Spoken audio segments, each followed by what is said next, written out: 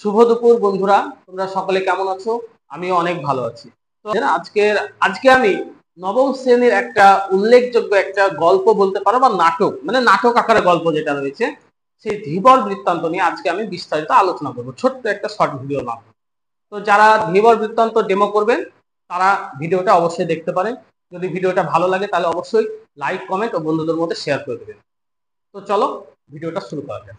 ধন্যবাদ স্যার, ধন্যবাদ ম্যাম, আমাকে একটা পছন্দ মতো ডেমো ক্লাসের সুযোগ করে দেওয়ার জন্য। স্যার, আমি কি এই কক্ষটাকে একটা আদর্শ শ্রেণীকক্ষ মনে করতে পারি? আমি শিক্ষণ উপকরণগুলো কি ব্যবহার করতে পারি? আচ্ছা, ধন্যবাদ ম্যাম। তো আজকে তারিখ কত প্রত্যেকে জানো তো? আজকে তারিখ, কারণ তারিখ সম্পর্কে জেনে রাখতে হবে। আজকে তারিখ হচ্ছে 11/10/2025। বোঝা গেল? আমি এখন কোন শ্রেণীতে দাঁড়িয়ে আছি? একদম নবম।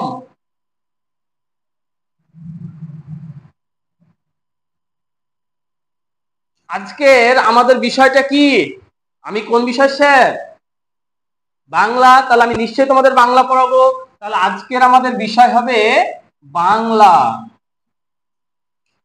আচ্ছা, প্রত্যেকে বাংলা বই এনেছো? কি ব্যাপার, আজকে ক্লাসে বেশ কিছু ছাত্রছাত্রীকে আমি অনুপস্থিত দেখছি। কি ব্যাপার, তারা আসেনি কেন? পড়ার ভয়ে আসেনি? আজকের একটা গুরুত্বপূর্ণ ক্লাস ছিল আর তারা আজকে অ্যাবসেন্ট করেছে। আচ্ছা, ঠিক আছে। আজকের আমরা শিখবো নাইনের যে নবম শ্রেণী রয়েছে তার যে একটা নাটক রয়েছে, সেই নাটক সম্পর্কে আজকে আমরা আলোচনা করব। সেটা হচ্ছে ধীবর বৃত্তান্ত। আচ্ছা, এই গল্পটা কি তোমরা বাড়িতে কেউ পড়েছো আগে? কেউ পড়নি না? আচ্ছা, তুমি পড়েছো? আচ্ছা, ঠিক আছে। আজকের আমাদের এই পাঠ হচ্ছে ধীবর বৃত্তান্ত। আচ্ছা, বলতো এই ধীবর বৃত্তান্তর কবি কে? কালিদাস।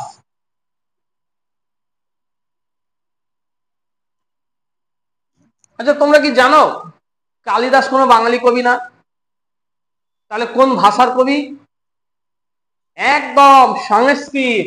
তাহলে কালিদাস সংস্কৃত ভাষার একজন স্বনামধন্য নাট্যকার।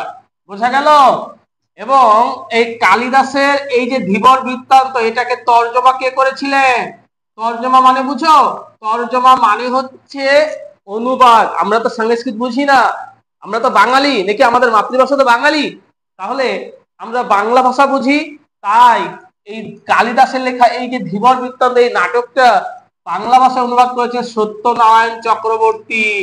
আচ্ছা, তোমরা কি বলতে পারবা এই ধীবর বৃত্তান্ত নাটকটা কোথা থেকে নেওয়া হয়েছে?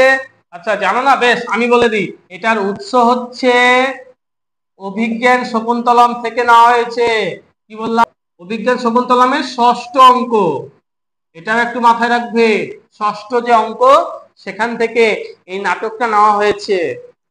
এই ধীবর বৃত্তান্ত এই নাটকটা শুরু করার আগে আমরা যদি একটু পূর্ব কাহিনীটা জেনে নিই না, তাহলে আমাদের কাছে গল্পটা বা নাটকটা অনেকটা সহজ হয়ে যায়। পূর্ব কাহিনীটা কি রয়েছে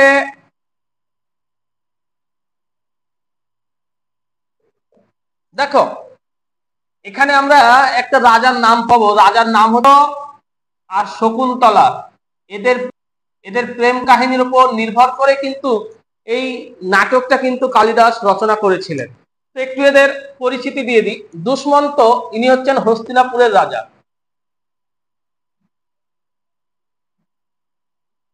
বোঝা গেল? হস্তিনাপুরের রাজা। আর শকুন্তলা মহর্ষি কর্ণের আশ্রমে মানুষ হয়েছে। মহর্ষি কর্ণের আশ্রমে মানুষ হয়েছে। এই শকুন্তলার পিতা বিশ্বামিত্র। পিতার নাম কি বললাম? বিশ্বামিত্র। আর মাতার নাম হচ্ছে অপ্সরা মেনকা। খুব সুন্দর নাম, তাই না? এই বিশ্বামিত্র আর অপ্সরা মেনকার কন্যা হলো কে? শকুন্তলা। কিন্তু জানো, এই বিশ্বামিত্র অপ্সরা মেনকার কন্যা এই মহর্ষি কর্ণের আশ্রমে মানুষ হয়েছে। একদিন এরা বনে গেছিল, এর দুই বান্ধবী আছে। তার নাম কি? অনুসুয়া, আর একটা হচ্ছে প্রিয়ংবদা। তাহলে শকুন্তলার দুই বান্ধবীর নাম কি বললাম? অনুসূয়া ও প্রিয়ঙ্বদা। আচ্ছা ঠিক আছে। তো এরা তিনজন একদিন জঙ্গলে ঘুরতে গেছিল, মানে কোনো ফুল টুল সংগ্রহ করতে আর কি। তো সেখানে গিয়ে দেখা হয় কার সাথে? হস্তিনাপুরের রাজা দুষ্মন্তের সাথে। এবং সেখানে শকুন্তলা এবং দুষ্মন্তের একে অপরকে ভালো লেগে যায়। তখন কি করে? দুষ্মন্তর সঙ্গে শকুন্তলার একটা, মানে দুষ্মন্তের সঙ্গে শকুন্তলার গান্ধর্ব মতে বিবাহ হয়েছিল। কিছুদিন থাকার পরই বিশেষ প্রয়োজনে দুষ্মন্তকে শকুন্তলাকে ছেড়ে চলে যেতে হয়েছিল তার নিজের রাজধানী হস্তিনাপুরে। এবং রাজা দুষ্মন্ত শকুন্তলাকে যাওয়ার সময় কি দিয়ে গেছিল জানো? খুব একটা মূল্যবান একটা জিনিস দিয়ে গেছিল। সেই জিনিসটা হচ্ছে একটা আংটি। হ্যাঁ, তো এই আংটিটা মণিমুক্তা খচিত একটা আংটি ছিল, অনেক দামি আংটি। তো স্বামী যখন চলে গেছে কিছুদিন পরে শকুন্তলার স্বামীর চিন্তায় বিভোর হয়ে যায়, তখন সে আনমনা হয়ে যায়।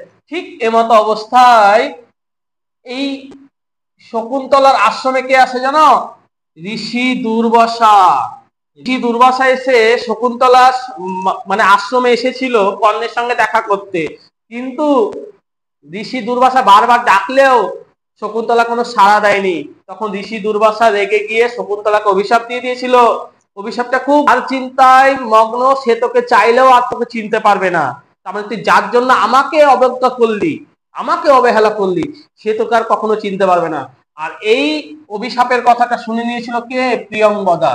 অবশেষে প্রিয়ঙ্বদা ঋষি দুর্বাসাকে রাজি করিয়ে জানতে পারে যে রাজা দুষ্মন্ত যদি তার কোনো স্মৃতিচিহ্ন শকুন্তলাকে কাছে রেখে যান, আর শকুন্তলা যদি সেই স্মৃতিচিহ্ন যদি দুষ্মন্তকে দেখান, তাহলে সাথে সাথে তার সব ঘটনা মনে পড়ে যাবে। তো এটা শুনে সখীরা আশ্বস্ত হলো, কেননা এই আংটি, এই আংটিটা রাজা দুষ্মন্ত শকুন্তলাকে যাওয়ার সময় দিয়ে গেছিল। তখন শকুন্তলাকে রাজা দুষ্মন্তের কাছে পাঠানোর ব্যবস্থা করা হলো। কিন্তু ভাগ্য খারাপ হলে চারিদিক থেকেই হয়। এখানে শকুন্তলার জীবনে এইরকমই একটা বিপর্যয় নেমে এসেছিল। শচী তীর্থে স্নান করছিল, হ্যাঁ, স্নান করতে গিয়ে তার স্নানের পর অঞ্জলি যখন দেয় তখন তার হাত থেকে আংটিটা পড়ে যায়। এবার আংটিটা যখন জলে পড়ে গেল তখন কিন্তু অনেক খোঁজাখুঁজি করলো, আংটিটা কিন্তু পেল না। তাও শকুন্তলা দুষ্মন্তের কাছে আসে, কিন্তু দুষ্মন্ত তাকে চিনতে না পারায় তাকে অপমান করে তাড়িয়ে দেয়। পরবর্তীতে আমরা দেখতে পাই ওই যে আংটিটা হারিয়ে গেছিল না, ওই আংটিটা একটা ধীবর, একটা ধীবর রুই মাছের পেট থেকে এই আংটিটা পায়। এবার এই রুই মাছের পেট থেকে আংটিটা পেয়েছিল কে? ধীবর, সেই শকুন্তলার হারিয়ে যাওয়া আংটিটা। গল্পটা খুব সুন্দর না? তো এই যে দেখো, আংটিটা যখন পেলো, তখন যখন আংটিটা বিক্রি করতে যায় তখন জানুক সূচকে চোর অপবাদে ধরে নিয়ে আসে। যখন ধরে নিয়ে আসে, ধরে নিয়ে আসার পরে ওই আংটিটা যখন রাজা দুষ্মন্তের কাছে এসে পৌঁছালো, তখন রাজা দুষ্মন্ত আংটিটা দেখে সাথে সাথে তার শকুন্তলার কথা মনে পড়ে গেল। এবং রাজা শকুন্তলা ধীবরকে ছেড়ে দিতে বলল। এবং কি হলো? ধীবরকে আংটির যে সমমূল্য পরিমাণ অর্থ দিয়ে চলে গেল। তার মানে এখানে এখানে আংটির সমমূল্য পরিমাণ তাকে অর্থ দেওয়া হলো। এখানে আমরা দেখতে পেলাম যে ধীবর চলে যাওয়ার সময় রাজশ্যালককে নগদক্ষীদের জন্য ফুলের দাম হিসাবে অর্ধেক দান করে দিল। আর শেষে আমরা দেখতে পাই রাজশ্যালক ধীবরকে বন্ধুর মর্যাদা দিয়েছিল। তাহলে বুঝতে পার, প্রত্যেকের ভালো লাগলো তো? আচ্ছা, তোমাদের ভালো লাগা মানে আমি সার্থক। আচ্ছা, আজকের মতো তোমাদের আলোচনা এখানেই শেষ করছি। পরবর্তীতে আমরা তোমাদের আবার নতুন কোনো গল্প কবিতা নিয়ে আসবো, ঠিক আছে? তো ডেমো ক্লাসটা এইভাবেই করবেন, হয়তো একটু তুলনামূলক বড় হয়ে গেল। তো আপনারা নিজের মতো করে কোনো অংশ বাদ দিয়ে কোনো অংশ জুড়ে করতে পারেন। তো যদি ভিডিওটা ভালো লাগে তাহলে অবশ্যই একটা লাইক, কমেন্ট ও বন্ধুদের মধ্যে শেয়ার করুন। দেখা হচ্ছে পরবর্তী কোনো ভিডিও।